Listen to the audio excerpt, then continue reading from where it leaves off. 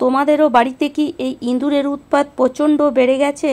আর এই ইঁদুরের উৎপাতে তোমাদেরও কি রাতের ঘুম চলে গেছে? তাহলে আমার আজকের ভিডিওটি অবশ্যই পুরোটা দেখে নাও। একদম সহজ পদ্ধতি নিয়ে এসেছি ইঁদুর তাড়াবার।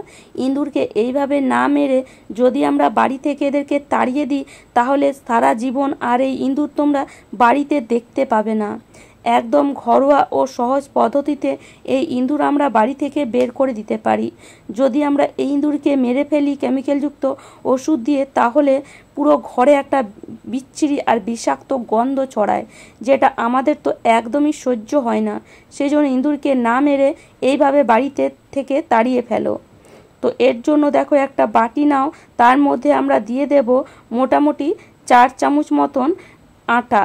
তো যদি ইঁদুরের পরিমাণ বেশি থাকে তাহলে বেশি দিতে পারো, কম থাকলে কম দিতে পারো। এবার এখানে আমরা ইউজ করব আজকে হারপিক। এই যে হারপিক আমরা আমাদের বাথরুম পরিষ্কার করার জন্য ব্যবহার করি, কিন্তু আজকে আমরা বিরক্ত হয়ে এই ইঁদুর তাড়ানোর জন্য এই হারপিকই ব্যবহার করব।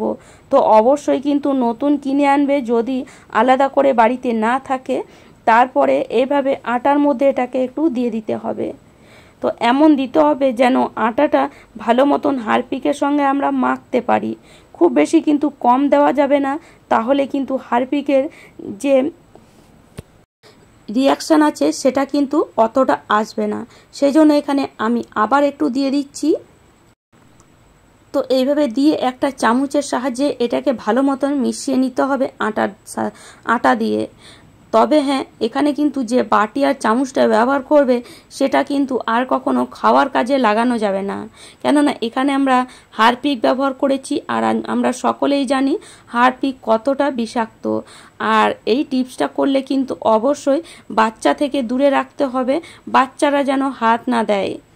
যদি বাড়ি থেকে সারা জীবনের জন্য ইঁদুর আমরা তাড়াতে চাই, তাহলে আমাদের তো একটু কষ্ট করতেই হবে। এবার আমি হাতের মধ্যে একটা প্লাস্টিক পরে নিয়েছি, আর এইভাবে একটু ভালো করে এটাকে মেখে নেব, কেননা হাত না লাগালে ঠিক মাখা হচ্ছিল না, সেই জন্য আমি হাত লাগাতে এখানে বাধ্য হলাম। তো এইভাবে ভালো করে এটাকে পুরো আটার মতন মেখে নিতে হবে। আর শুধু এখানে হারপিক আর আটা এই দুটো জিনিসই আছে, এর থেকে কিন্তু আর আলাদা কিছুই নেই।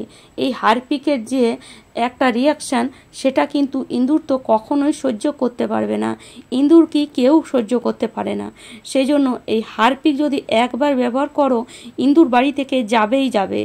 তো এবার ছোট্ট ছোট বল তৈরি করব, যেমন আমরা ধরো বল তৈরি করি সেরকমই। তো এইভাবে হাত দিয়ে ভালো করে গোল করে বলগুলো তৈরি করে ফেলতে হবে।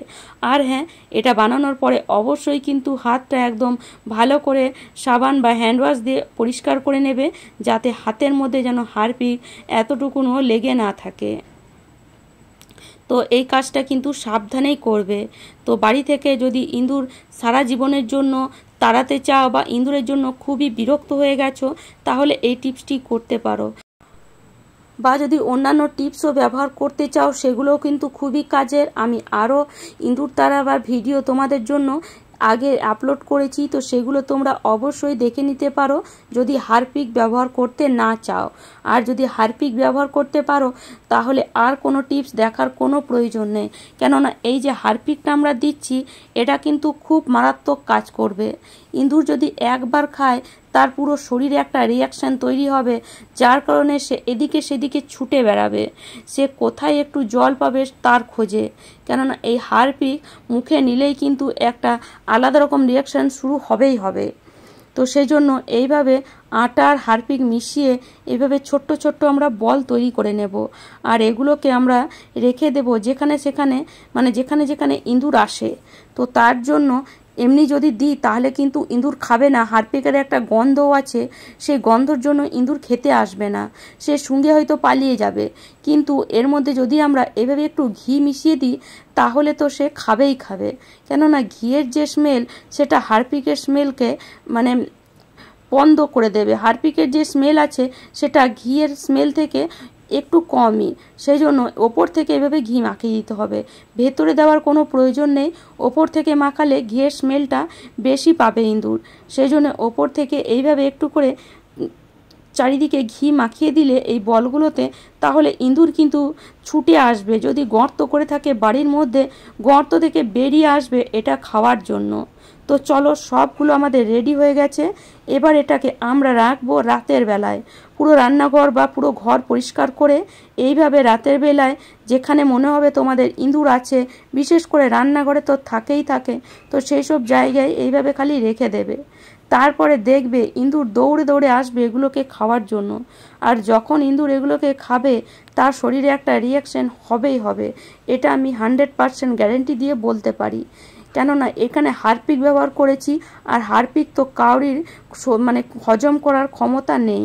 তো সেই জন্য এইভাবে যেখানে সেখানে রেখে দেবে, যেখানে মনে হবে ইঁদুর আসতে পারে। তবে হ্যাঁ, বাচ্চা থেকে অবশ্যই দূরে রাখবে। তো এইভাবে তোমরা খুব সহজেই কিন্তু ইঁদুর তাড়িয়ে দিতে পারো তোমাদের ঘর থেকে। তো আশা করি বন্ধুরা আজকের টিপসটি তোমাদের কাজে আসবে। আর আমার টিপস যদি তোমাদের এতটুকুও ভালো লাগে তাহলে অবশ্যই একটি লাইক করো, শেয়ার করো, আর আমাকে কমেন্ট করে অবশ্যই জানিও। যারা আমার চ্যানেলে নতুন বন্ধু হয়েছো তারা প্লিজ চ্যানেলটিকে সাবস্ক্রাইব করে নিও। আর যারা আমার চ্যানেলে অলরেডি বন্ধু হয়ে গেছো তাদেরকে অসংখ্য ধন্যবাদ। তো চলো বন্ধুরা, আজ এই পর্যন্ত। ভালো থেকো, সুস্থ থেকো, ধন্যবাদ।